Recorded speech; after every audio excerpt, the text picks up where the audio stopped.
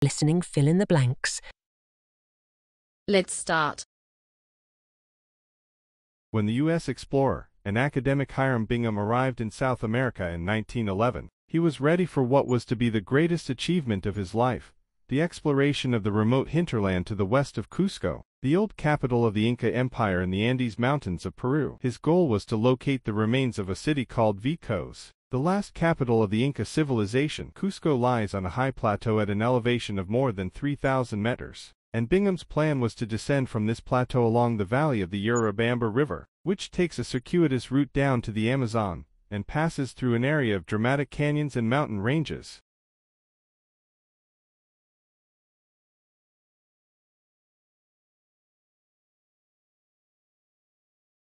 On July 24, they were a few days into their descent of the valley. The day began slowly, with Bingham trying to arrange sufficient mules for the next stage of the trek. His companions showed no interest in accompanying him up the nearby hill to see some ruins that a local farmer, Melchor Artiega, had told them about the night before.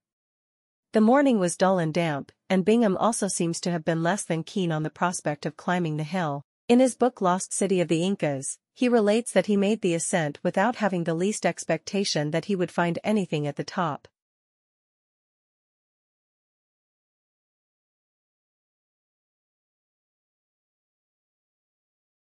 We should remember, however, that Lost City of the Incas is a work of hindsight, not written until 1948, many years after his journey. His journal entries of the time reveal a much more gradual appreciation of his achievement. He spent the afternoon at the ruins noting down the dimensions of some of the buildings, then descended, and rejoined his companions, to whom he seems to have said little about his discovery. At this stage, Bingham didn't realize the extent or the importance of the site, nor did he realize what use he could make of the discovery.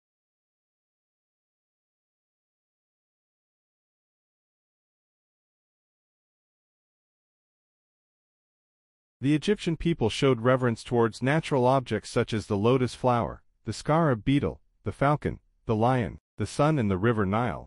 These subjects and many more were used symbolically and conventionally as motifs in low-relief carving and painting. It was the custom of the Egyptians to depict the various parts of the human figure, usually in the most characteristic positions. The head was shown in profile except for the eye, which was represented from the front. The shoulders and a portion of the arms were portrayed from the front, while the hips and legs were side views. Wall decoration showed little or no attempt to indicate depth or perspective, except by placing distant objects above near things.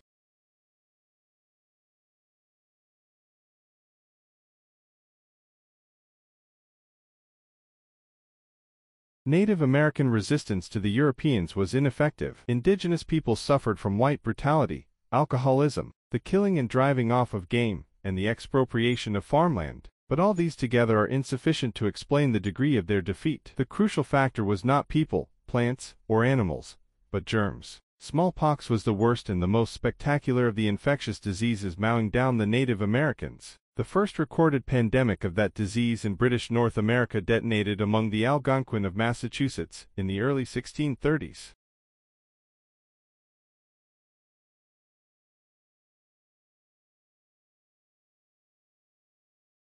And the cork oak itself is an extraordinary tree. Its bark grows up to 20 centimeters in thickness, insulating the tree like a coat wrapped around the trunk, and branches and keeping the inside at a constant 20 degrees C all year round. Developed most probably as a defense against forest fires, the bark of the cork oak has a particular cellular structure, with about 40 million cells per cubic centimeter, that technology has never succeeded in replicating. The cells are filled with air, which is why cork is so buoyant. It also has an elasticity that means you can squash it, and watch it spring back to its original size and shape when you release the pressure.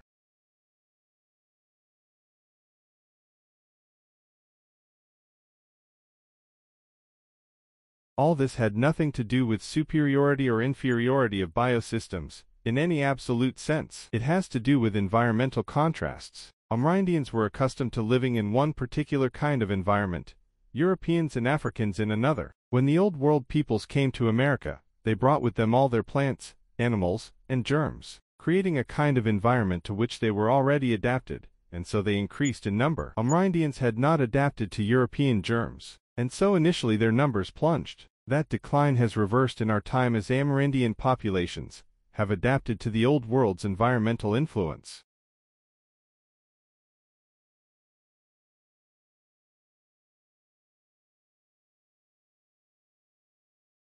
Cork harvesting is a very specialized profession. No mechanical means of stripping cork bark has been invented, so the job is done by teams of highly skilled workers. First, they make vertical cuts down the bark using small sharp axes, then lever it away in pieces as large as they can manage. The most skillful cork strippers prize away a semicircular husk that runs the length of the trunk from just above ground level to the first branches. It is then dried on the ground for about 4 months, before being taken to factories, where it is boiled to kill any insects that might remain in the cork.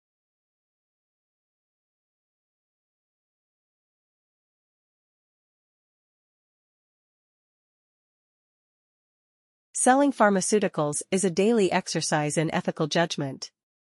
Salespeople like Schaefer walk the line between the common practice of buying a prospect's time with a free meal and bribing doctors to prescribe their drugs.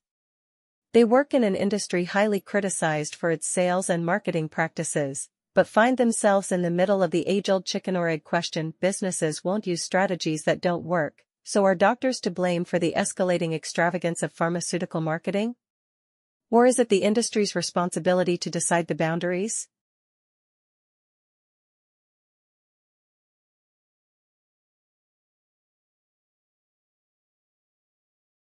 The classic cork stopper does have several advantages, however. Firstly, its traditional image is more in keeping with that of the type of high-quality goods with which it has long been associated. Secondly, and very importantly, cork is a sustainable product that can be recycled without difficulty. Moreover, cork forests are a resource which supports local biodiversity and prevents desertification in the regions where they are planted. So, given the current concerns about environmental issues, the future of this ancient material once again looks promising.